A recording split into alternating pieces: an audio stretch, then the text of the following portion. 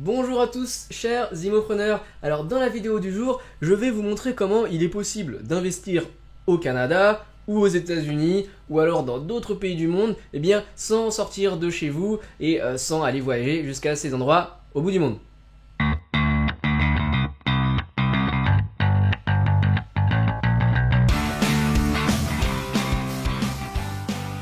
Alors, dans cette vidéo, on va parler de type d'investissement toujours immobilier, mais un peu particulier puisqu'il s'agit de ce qu'on appelle la pierre papier, c'est-à-dire des véhicules d'investissement pour aller chercher des opportunités qui sont difficilement accessibles pour des investisseurs particuliers comme vous et moi. Et notamment, grâce à ces supports, on va aller pouvoir investir dans des pays étrangers.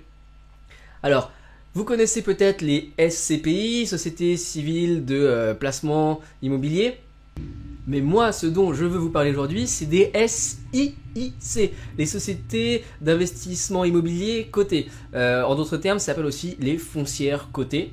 Donc SIIC, et en anglais c'est REIT, R-E-I-T, ça s'écrit Real Estate Investment Trust. Donc, en quoi ça correspond? Ce sont tout simplement des sociétés qui investissent dans l'immobilier, qui font de l'achat et souvent de la gestion immobilière et qui sont tout simplement cotés sur le marché boursier. Et donc, qu'est-ce que cela signifie? Cela signifie que vous pouvez acheter des actions de ces sociétés et espérer bénéficier de génération de valeur avec l'immobilier.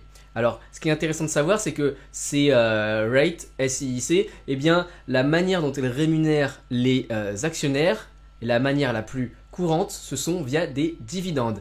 Alors, pourquoi est-ce que ce type d'investissement, vous êtes intéressé par l'investissement physique? Et moi, je vous parle de quelque chose qui est un petit peu virtuel, pas très palpable.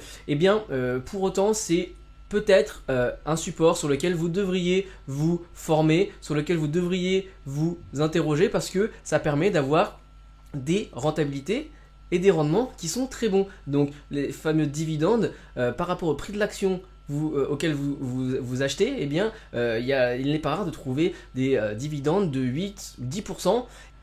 Et pour en apprendre davantage sur ces foncières cotées, je vous recommande un ouvrage qui s'appelle tout simplement Investir dans l'immobilier depuis chez soi. Donc c'est un auteur qui s'appelle Philippe Proudhon et qui a tenté de vulgariser un petit peu comment fonctionnent les foncières cotées. Donc ici vous voyez de très bons commentaires sur cet ouvrage. Moi c'est un livre que j'ai dévoré, qui m'a beaucoup appris. Ici on voit qu'il est à 34 €. Honnêtement, pour l'information divulguée, ça vaut vraiment le coup de s'y intéresser. Et si vous voulez en savoir plus sur les chapitres, ici j'ai trouvé sur internet. Alors, qu'est-ce qu'on voit dans ce livre? Pourquoi investir dans les foncières cotées, les avantages, les limites, comment investir dans les foncières cotées, alors vraiment pas à pas, si vous n'y connaissez rien à la bourse, parce que oui, il faut un compte pour faire des transactions boursières, donc le PEA ou un compte titre. Et puis après, comment les trouver ces foncières cotées, que ce soit en France, en Europe ou aux États-Unis. Comment redéclarer, et ensuite comment analyser chacune des foncières cotées, donc avec différents critères. Et il nous explique quels sont les critères les plus importants à prendre en compte, comment est gérée la foncière, le taux d'occupation. Ça, c'est une notion qui peut résonner dans vos oreilles lorsque vous faites un investissement qui correspond ou alors qui est le pendant de la vacance locative.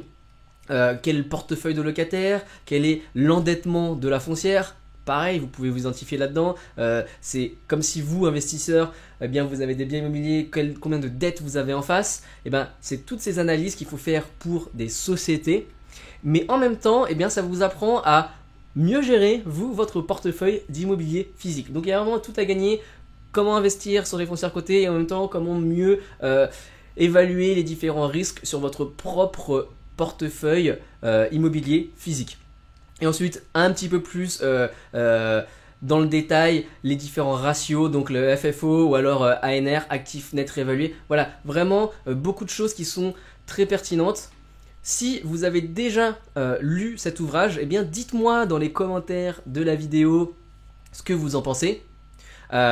Si vous avez aimé cette vidéo et découvert ce livre, mettez un pouce bleu, ça me fera très plaisir. Et puis, je vous rappelle, Cette vidéo fait partie d'une série de plusieurs vidéos, 20 vidéos exactement, qui s'appelle 20 jours, 20 outils. Donc si vous voulez retrouver les prochaines vidéos de cette série, la prochaine sera demain, eh bien abonnez-vous à la chaîne. Il suffit de cliquer sur le logo qui apparaît juste à côté de moi, la petite maison bleue. Et puis si vous voulez voir la vidéo d'hier, eh bien il suffit de cliquer sur celle qui s'affiche juste en dessous. Moi je vous retrouve très